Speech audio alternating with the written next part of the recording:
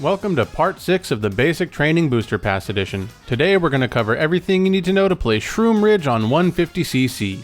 The recommended build for this track is going to be Daisy, Mr. Scooty, Rollers, and Paper Glider. This is a very high mini turbo build, and rather than just say if you've got good soft drifting a million times, I'm just going to tell you which bits you can ignore as we talk about the strats. Case in point, we're going to mini turbo into ultra mini turbo around this first turn here, but feel free to ignore that first mini turbo if you're struggling with it. After that, we're going to start a wide right drift, tightening up just before getting to the first coin in this moving coin line. The coin line is usually going to be in a pretty awkward position on your first lap, so we're only going to be grabbing the first and last coin, since taking this line also allows us to build an ultra mini turbo quickly. When building up the ultra mini turbo around this next left turn, we want to stick as close to the wall as possible, which is why we decided to take advantage of the smaller hitbox of Scooty instead of using the slightly less awkward drifting Biddy Buggy. For the upcoming mushroom cut, building a mini turbo while avoiding both the wall and the car is obnoxiously difficult, and I lost about 50% of my runs here, so again, feel free to ignore that if you need to. But either way, you're going to want to hop into a right drift to clear a bit of the grass before using your mushroom. This should buy you just enough time to make it to the glider and do some vectoring. Now, because we're using Scooty, it's not too hard to avoid the car and the wall here, but after building up the mini turbo, make sure to do a right hop before starting your next left drift, because this is going to allow us to widen up a bit to grab the 3 coins here. Before moving on, we need to talk about this son of a biscuit of a left turn. On both laps 1 and 3, if you're anywhere close to my pace, there's going to be a truck here. On lap 1, I was going fast enough that I could just take a really tight line here with zero issues, but on lap 3, it's far enough up the track that if I tried to do this, I'd run straight into it. You're going to have to grind the track out yourself to determine whether or not this is going to be a problem for you, but if it is, you have one of 2 options. The first, which is what I recommend, is to widen up just a bit when coming out of the tunnel, and then tightening up, since this is going to allow you to get a bit further up the track before getting your ultra mini turbo, which in turn will allow you to avoid the car. The other option is to just go really wide to avoid it, which is obviously going to be slower, but it's probably a bit safer.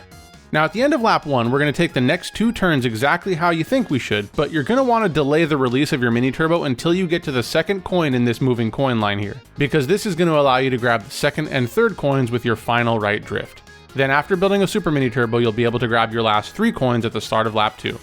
Laps 2 and 3 are mostly the same as lap 1, with the only real difference being that after the glider vectoring, we're still going to land in a left drift, but we're not going to do that first right hop before starting the second left drift, since the goal here is to just take as tight a line as possible.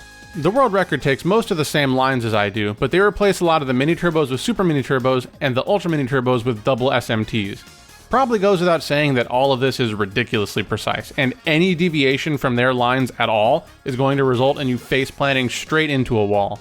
But that's it for the strats. Let's talk about the track a bit more while checking out my current personal best. And by the way, if you found this video helpful so far, don't forget to drop a like and a comment to let me know, since this helps the video get spread to more people, which is by far the best way to help out the channel. Thanks for that, I really do appreciate it. Now, SHROOM Ridge. This is really a tale of 2 tracks for me. On the one hand, despite the heavy influence of global cycles on all of your strategies, I do actually find the time trial to be quite a bit of fun. Many of the turns on this track are at the perfect angle for soft drifting, and doing so while being fractions of a millimeter from the wall is just one of those things that makes you feel like a Mario Kart god. It's funny because my original PB was set with Waluigi Biddy Buggy way back at the beginning of Wave 1, and I was just planning on using that as the reference run to get this video out as quickly as I could. But then I made the mistake of hopping in with Daisy Scooty just to see if I could beat that time, and by how much, if at all. 4 hours later, I finally managed to complete a run without making any mistakes and beat that old PB by more than a second and a half. But aside from the aforementioned drift into the car on lap 1, I really didn't find anything unpleasant about relearning the track, and even the car at the end of lap 3 felt more like a puzzle to figure out than an attempt by the game to spit in my face like we just saw with Piranha Plant Cove. Now, I called this the tale of 2 tracks, and while I find the time trial to be really fun, online this track is a godforsaken nightmare. Everything I really enjoy about the time trial, and in particular how the narrowness of the track combines with the traffic to force you into godlike racing lines, just gets completely thrown in the trash when playing online, because people love to backspam items here. And if someone ahead of you gets a bomb, GG, there's basically nowhere on the track where you're safe. It's kind of like Baby Park in that regard, since 99% of the time when I'm playing online, it just feels like a gamble to see who can chain the most dodges before it's over. Anyways, I don't want to get too down on the track, because as far as time trials go, this is definitely one of the more enjoyable Wave 1 tracks for me, and that's gotta count for something, right?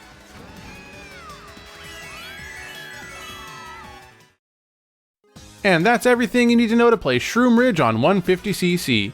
Don't forget to subscribe before you go so that you don't miss any of my videos. Thank you all very much for taking the time out of your day to do some basic training, and as always, I will see you in the next video.